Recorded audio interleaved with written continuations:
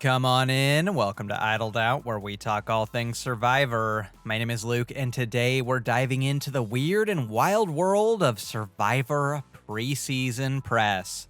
The preseason. You probably don't pay attention to any of this, and that is the normal person thing to do. Combing through cast interviews and bios, looking at their likes and dislikes, who they compare themselves to.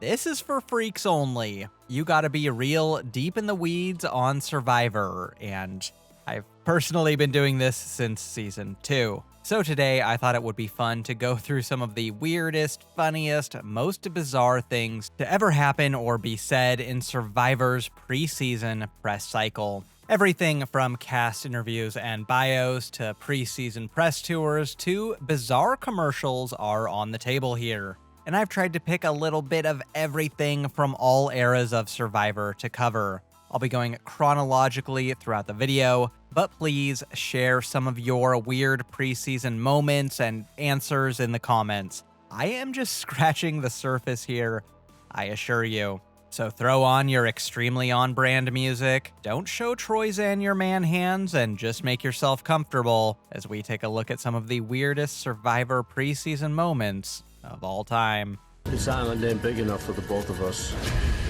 I'm gonna need a bigger torch. The first bizarro bit of Survivor preseason press I'd like to highlight is Rupert's list of favorites from Survivor Pearl Islands. Back in the day, Survivor preseason interviews as we know them now weren't really a thing. Instead, we got a brief biography of the player, as well as a list of some of their favorite things. These were always so fun to browse. Your life is simply incomplete if you don't know Dara's favorite fruits. Unfortunately, these favorites aren't actually accessible on CBS.com any longer, but through the magic of the Wayback Machine, we can access some of these old profiles. And Rupert's is easily the most iconic of all time. I'll just leave it up here while I talk, but I'd encourage you to pause it and read through it, because to me, each answer is funnier than the last. Vanilla as the favorite scent is already kind of weird, but then we get down to Rupert's favorite magazine, which is Playboy. He must have been super stoked to see Jerry on his tribe in All Stars. Favorite book? Books about reptiles. Favorite cookie?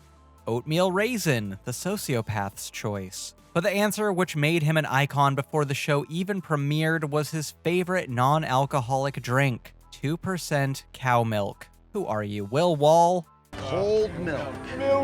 It's the specificity of the cow milk for me. If anything, being this specific is a little suspicious. Rupert doth clarify too much. Sadly, these lists where players list their favorite things went away not long after this for more in-depth content about how they'd play the game. But there's something so early 2000s and nostalgic to me about someone having a list of their favorite items. I understand why these are gone. Who the hell cares what magazines Jake from Survivor Thailand reads? But I wish purely for nostalgia's sake that they kept doing these into the modern era.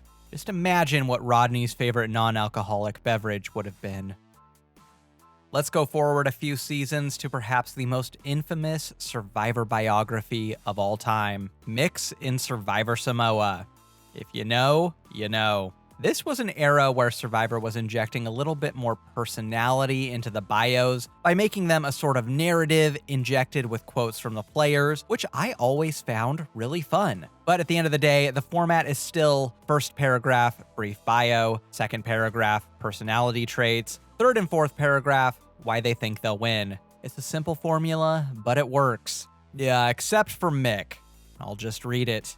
Smart, funny, charming, and a doctor, Mick is every single woman's dream and every single man's nightmare. With all of the stress in his life, he candidly describes his perfect day being one where he is able to sleep in until 7:30 or maybe 8 a.m. In addition to reading trade magazines, he enjoys the Wall Street Journal, Time Magazine, and the ones hidden underneath his mattress. Mick also admits that the quickest way to get him angry is to throw dirt clods at him. Definitely a conversationalist, topics that are off limits to Mick are ridiculous situations that people find themselves in, and he absolutely refuses to talk about the sexual escapades of people's grandparents. In addition to his desire to pay off student loans, he hopes to buy a vacuum cleaner with the winnings.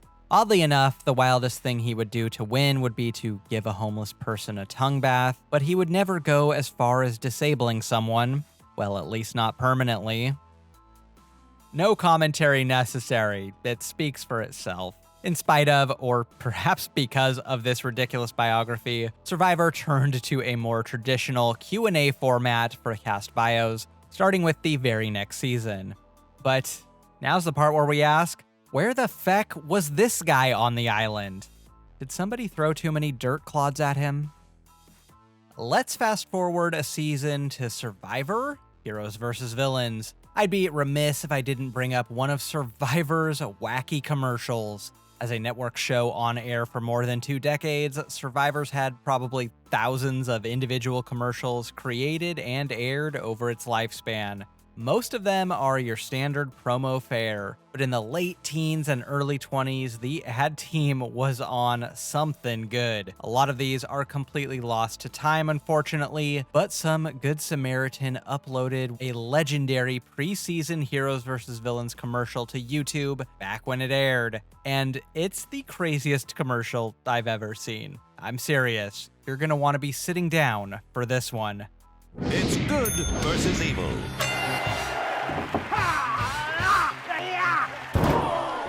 Survivor, Heroes vs. Villains, premieres CBS Thursday, February 11th. Wow. Whatever ad exec put this together ain't exactly Don Draper. What's more, in the actual season, the villains wiped the floor with the heroes, meaning that canonically, Hitler wins? Look, I'm not a huge Russell fan, but that seems a bit far, even for him. Let's fast forward to season 33, Survivor Millennials vs. Gen X, for another iconic Survivor profile answer. This cast answered all the usual questions. What are your hobbies, your pet peeves, who will you play like, so on and so forth. But because this season was divided by generation, they were asked an additional question depending on their generation. What does it mean to be a millennial? And what does it mean to be Gen X? There were a lot of funny answers to this. Paul said being Gen X means never receiving a participation award. Figgy said being a millennial means she knows how to use Snapchat. But once again, Survivor history was made with possibly the most memorable answer to a question since Rupert's Milk. Taylor. Yep, this guy. What does it mean to be a millennial? Come on, man. We are open-minded, liberal, self-expressive, upbeat, connected, tech-savvy, and we invented the words sicky sicky, nar nar, ratchet, clutch, bay, and LOL. I love my generation. We are all around epic. Oh, so this is what Gen Z means when they call millennials cringe. Sicky sicky, nar nar? This answer is genuinely the worst thing millennials have ever done. And we invented Disney adults. Finally, we've saved the best for last. A hilariously adorable bit of preseason press from Survivor 42. We're in the new era now, and snappy video packages for preseason interviews are the norm. Not only are there your standard 1-minute intro videos for each player, with the classic B-roll, but other outlets produce their own video content as well, including packages showing how each player answered X or Y question. And a constant question every Survivor player's been asked is, which Survivor player is your favorite? It's a quick and easy way to get to know the players and get a little insight into how they'll play. Entertainment Weekly asked this question to the Survivor 42 cast and put out a video compilation of each player answering it, overlaid with clips of said favorite player. And most of the answers are pretty standard fare. Omer says Kim, Zach says Jonathan Penner. You get the idea. Most of the time, these are boring. Then we get to Jackson. My favorite Survivor player was Cece. I love Cece because she had the right attitude. It's kind of hard to explain. She had the best parts that I believe a person can have. She had assertiveness. She had kindness. She played the game in an honorable way, which to me is how I would like to play my game. Okay, Jackson obviously meant Survivor legend and 4-time player Cirie, not Cece, an early boot from season 33 who is in the running as one of the most forgotten Survivor players of all time. But he said Cece, and thus EW were forced to make a B-roll compilation of Cece clips. What can I say? This is the best preseason press moment of all time. The first and only time anyone ever has made a CC montage. Well, what do you expect from Jackson anyway? He forgot to tell the producers he was on lithium. Of course he's gonna forget the name of his favorite player. Got nothing else for ya. Thanks for not throwing dirt clods at me as we went through Survivor preseason press history. This was definitely a one for me, but I hope you had fun. Until next time, don't get idled out.